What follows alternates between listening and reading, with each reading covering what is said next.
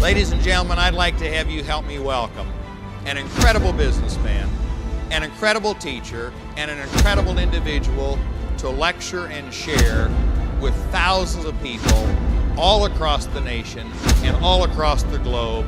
Ladies and gentlemen, Mr. Robert Stevenson. When you look at it, you got to execute flawlessly in every aspect of what you do, or it doesn't happen. And it starts with you. You want to cause your company to fail? Say these words. That's the way we've always done it. No, that's one reason why you're here, to find out new and different ways to do it. And that's what we've got to understand in business. Relentless pursuit of excellence, to take it, because if you don't like change, you're going to hate extinction. We got a lot of people out there that don't go find out how good they're doing. In my companies, every 6 months we ask this question to our customers. In a perfect world, if we could provide you perfect service, what are we not providing? Because let me tell you something.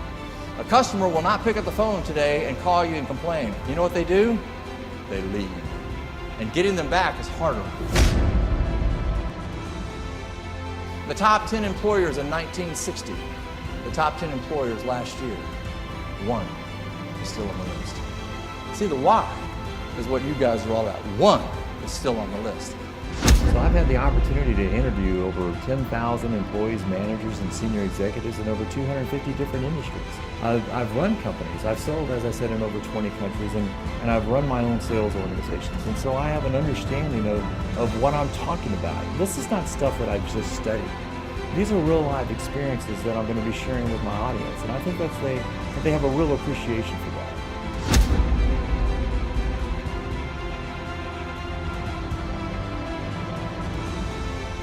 They take a look at it. Where can we be exploited? You know, what markets can be easily invaded, and then they figure out how to shore it up. That's what we're trying to identify, how you can get better at what you do. That's why we're having a meeting like this, to raise the bar on you guys.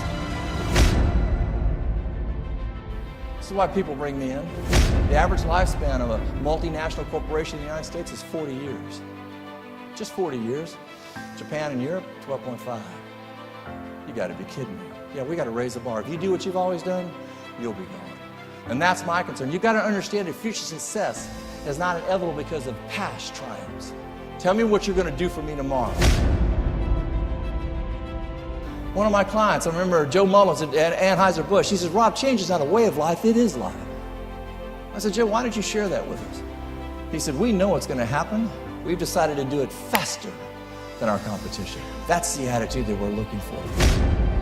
Right now, you can close your eyes and you can visualize the people back at your company that are the right ones, can't you? You can see them right now, the ones you can count on all the time. But you know what's scary? You can also close your eyes and visualize the wrong ones, can't you? You're saying to yourself right now, why in the world did I hire them? They were breathing at the time, okay? And you needed to fill that spot. The worst thing that you could ever do is fill that spot with the wrong person, because they're going to cost you a customer. I remember 25 years ago when I got into the speaking business, I had people tell me I was nuts because I was going to customize my programs to fit the need of my clients. They said it's too time consuming. It's you're not going to be able to do as many programs. It's going to be too hard. And they were right. It was time consuming. It was hard. But the amount of programs I didn't think mattered. To me, it's not the amount of programs that you do. It's doing programs good.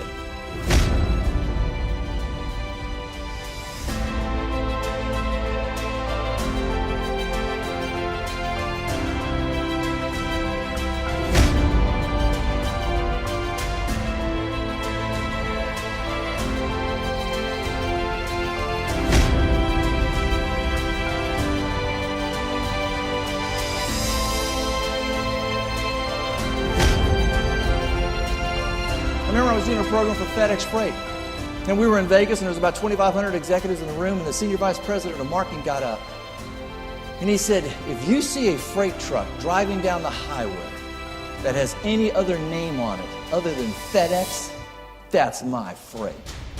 Go get it. And that was the attitude that he had. The business is out there, ladies and gentlemen. We're just going to do what? Take them. I love his personality and his style. Very engaging with the audience and the stories that he tells, the experiences. So he's given me the motivation to just keep going back over and over again until you get the contract that you want and build those relationships.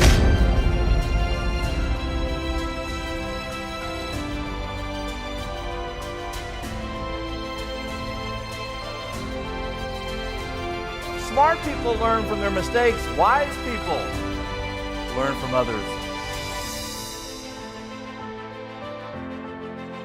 And then he says, I'm looking for the person that's going to do what? Please pick it up. You know, you go, no, not mine, okay? Have some fun is what it's all about, folks, because if you do, you can take it to the next level. And while you're doing this, have the answers. I enjoy it because he's funny. He brings a sense of humor to his speaking, and I love that. With the humor that he puts in there and the way that he explains things and the personal experiences that he puts in there makes it really great to learn. Relatable, definitely, and funny. So he's got a lot of different things to say in a relatable way that everybody can understand.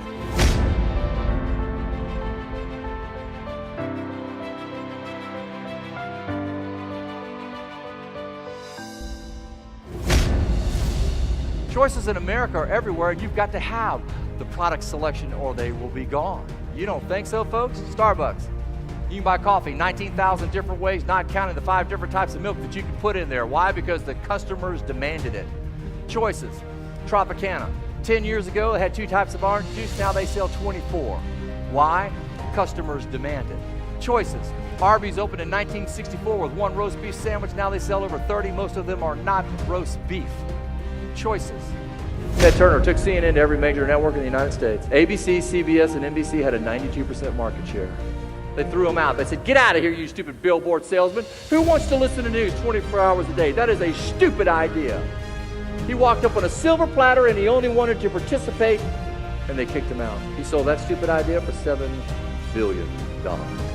I'll give you another rule about change. The idea that gets the most resistance, probably a pretty good idea.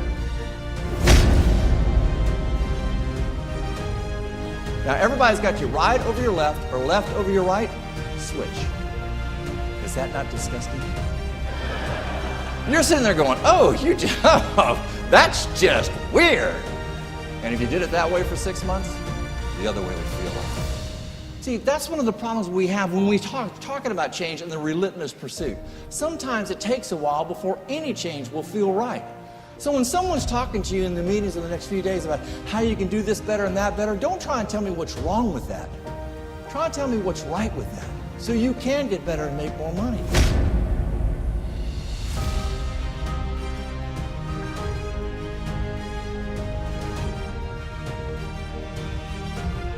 I thought he was phenomenal, very engaging, very entertaining. He's got a great message. I like how he moves pretty quickly. And my statement is, what did they say? Real simple, knowledge. We've got the knowledge. We've got the solutions. That's what was talked about today. We've got the solutions that's going to help them make more money so they can take care and understand what's going on. But my statement to you is there's a lot of people that want to, but they're not willing to. Are you willing to take the necessary steps to get it? Are you willing to study to take it to the next level?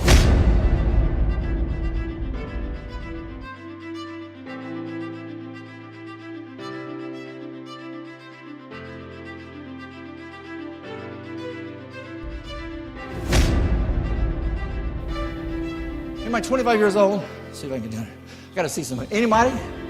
Anybody want to be? Oh, you are? Your name, sir, is? Jamie. Corporate America hates you, Jamie. They absolutely hate you. You know why? You want to find out about a company, you have the audacity to do what? You Google it. Just type it in. And then he gets really fancy. He types in complaints about that company. And then what do? We get a master list about that organization. I love the engaging audience participation that he has us do with them. And the PowerPoints, the slides are very engaging also and very quick, and it keeps your attention. It's funny.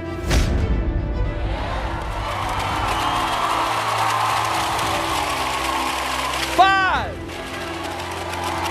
Stand back up. Stand back up. Give them a round of applause.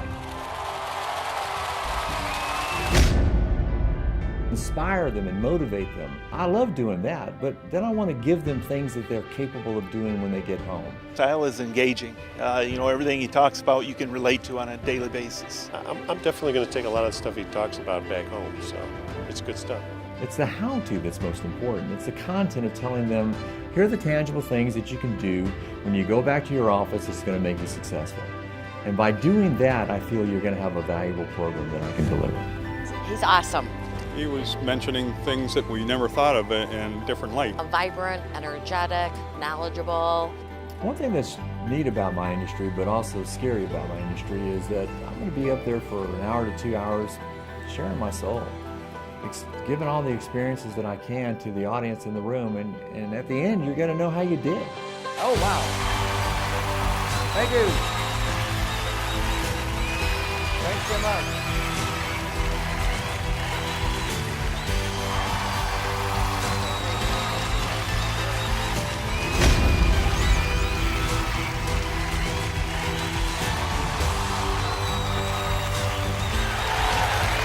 Thank you so much. It's been an honor.